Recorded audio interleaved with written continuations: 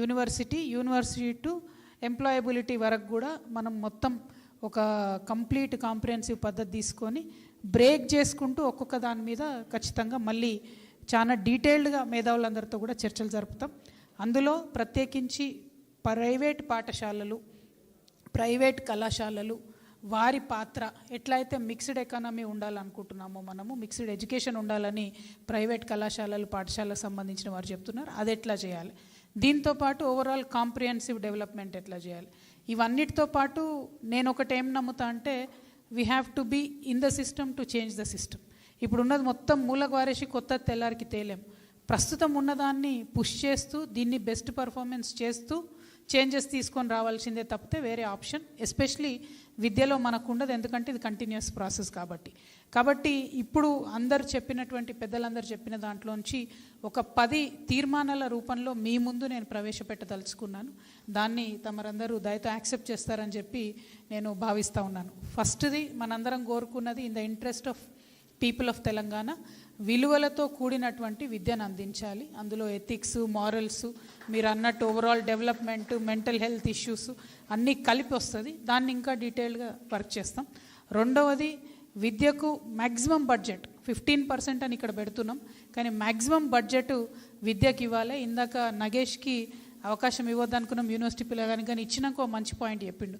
ఒక ప్రాజెక్ట్ కట్టడానికి మీరు అన్లిమిటెడ్ బడ్జెట్ పెట్టుకుంటారు, 1 or 2 years విద్యకు కూడా అన్లిమిటెడ్ బడ్జెట్ ఇచ్చి చూడండి ఏమవుతుందో అన్నాడు. చాలా ఎక్సలెంట్ సజెషన్. సో విద్యకు తగినంత బడ్జెట్ ఇవ్వాలి అని పెట్టుకుందామని నేను అనుకుంటా ఉన్నాను.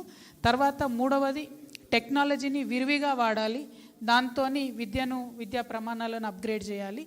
మూడవది ఇప్పుడు ఉండేటటువంటి సిస్టమ్ ముందుకెళ్ళాలంటే 1వ తారీఖున ఈ ప్రభుత్వం జీతాలు ఇస్తున్నది.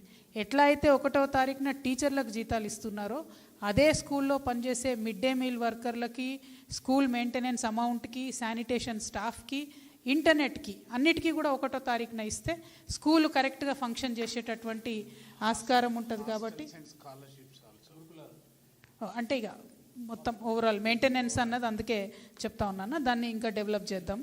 తర్వాత అన్నిటికన్నా ఇంపార్టెంట్గా ప్రతి ఒక్కరు చెప్పింది నాకు అర్థమైంది ఏంటంటే ఒక గ్రేడ్కి ఒక టీచర్ ఉండాలి. అంటే 3వ తరగతి అంటే 3వ తరగతి ఫస్ట్ ఒక క్లాస్ టీచర్ ఉండాలి, ఆ తర్వాత సబ్జెక్టుకు ఒక టీచర్ ఉండాలి, తర్వాత ప్రతి క్లాస్కు ఒక గది ఉండాలి. ఈ 3 మినిమం అంశాలు లేకుండా ఏ పాఠశాల కూడా సర్వైవ్ కావద్దని చెప్తా ఉన్నారు.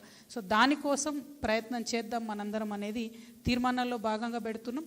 But because this the first meeting and this document will be ever developing, మనం ప్రోగ్రెస్ అవుతున్న కొద్దీ మార్చుకుంటూ ఎన్రిచ్ చేసుకుంటూ వెళ్ళొచ్చు. దీంతోపాటు ప్రీ ప్రైమరీ స్కూల్స్ పెట్టాలని చెప్పి అందరూ కూడా అన్నారు. అంగన్వాడీని తీసుకుపోయి ప్రీ ప్రైమరీలో పెట్టాలనుకున్నాం, ఆ ఇంటిగ్రేషన్ ఇంకా పూర్తి కాలేదు. దాని మీద కూడా బలంగా తెలంగాణ జాగృతి పనిచేస్తుంది. దానిలో ప్రత్యేక శ్రద్ధ ఏజెన్సీ ప్రాంతాల మీద పెట్టి కూడా పనిచేస్తుందని ఈ సందర్భంగా తెలియజేస్తూ ఉన్నాం.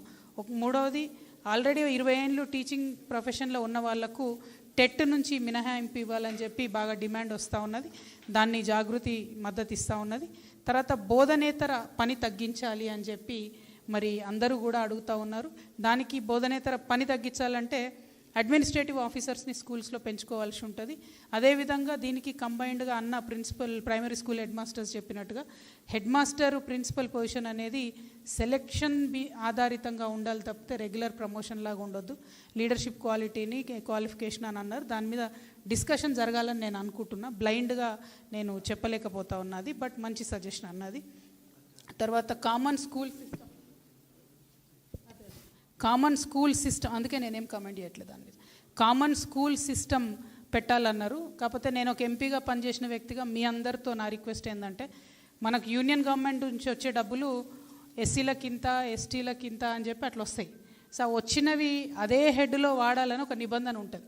సో స్కూల్స్ డిఫరెంట్గా కులాల వారీగా పెట్టడం అన్నది అది ఇవ్వాలి కాదు. నేను చాలా మదన పడేటటువంటి వ్యక్తిని ఆ విషయంలో. సో నేను ఎన్నిసార్లు ఆలోచించిన మనమే విడగొడుతున్నాం ఆ సమాజాన్ని, కానీ ఒక రకంగా తప్పని పరిస్థితి అయిపోయింది.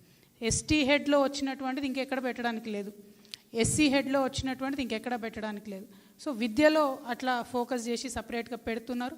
అది పెట్టేటటువంటి క్రమంలో బీసీ, మైనారిటీ అని చెప్పి విడగొట్టుకుంటూ పోయినాము.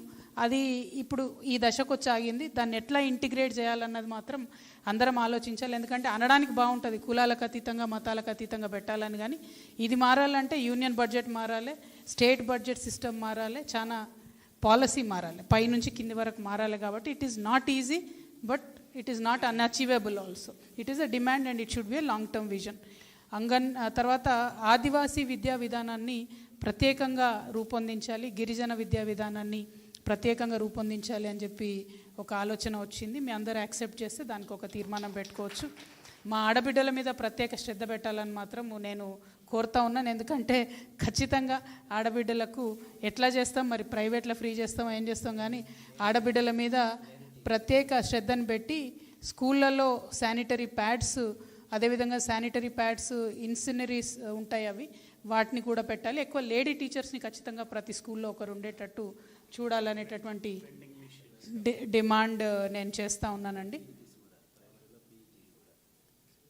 ఇది కరెక్ట్, అది మర్చిపోయాను. స్పోర్ట్స్ గురించి అన్న మంచిగా చెప్పిన, ఆదివాసీలు మేము స్పోర్ట్స్ గట్టిగా ఆడతాం కానీ మాకు లేరు అన్నారు. సో ఇంకా అందరు పిల్లలు డెవలప్ అవ్వాలంటే పీఈటీస్ కూడా ప్రైమరీ స్కూల్స్లో కంపల్సరీ ఉండాలనే డిమాండ్ కూడా స్పోర్ట్స్ మనోవికాసానికి దారితీస్తాయి అంటాం, కాబట్టి అది కూడా ఉండాలని కూడా ఒక డిమాండ్గా యాడ్ చేస్తూ ఉన్నాను. మరి మొత్తం దాదాపుగా 11 ఓకే చూసిరా, ఇప్పుడే ఇన్ని వచ్చినాయి, తర్వాత ఎన్ని వస్తాయి. సో మనము ప్రతి సంవత్సరము ఎకనామిక్ సర్వే అని ఒకటి చేస్తాం. సో ఓవరాల్ బడ్జెట్ ఎట్లా ఖర్చు పెట్టినాం, దాని పర్ఫార్మెన్స్ ఏందని కేంద్ర ప్రభుత్వం చేస్తుంది, రాష్ట్ర ప్రభుత్వం కూడా చేస్తుంది. దాని ఆధారంగా ప్రతిపక్షాలన్నీ కూడా విమర్శ చేస్తూ ఉంటాం ప్రభుత్వాన్ని, ప్రభుత్వం యొక్క పనితీరు తెలియజేస్తుంది అన్నట్టు. కాబట్టి వీరు అన్న పరంజ్యోతి గారు ఒక మంచి సజెషన్ ఇచ్చారు. ప్రతి సంవత్సరం ఒక ఎడ్యుకేషన్ సర్వే తప్పకుండా జరగాలి. ఎట్లయితే ఎకనామిక్ సర్వే జరుగుతుందో ఎడ్యుకేషన్ సర్వే జరగాలి. దాంతో ప్రభుత్వం ఆ సంవత్సరంలో ఎడ్యుకేషన్ మీద ఏం పని చేసింది, పిల్లలు ఏం రిజల్ట్ సాధించారు అని చెప్పి ఎప్పటికప్పుడు రివ్యూ చేసుకుంటే సమస్యలు తగ్గుతాయి అంటున్నారు. సో నేనైతే దానికి సానుకూలంగా ఉన్నా, బట్ చేయగలుగుతామా లేదా అన్నది అందరం కూడా కలిసి ఆలోచించుకోవాలి. మరి అది డిమాండ్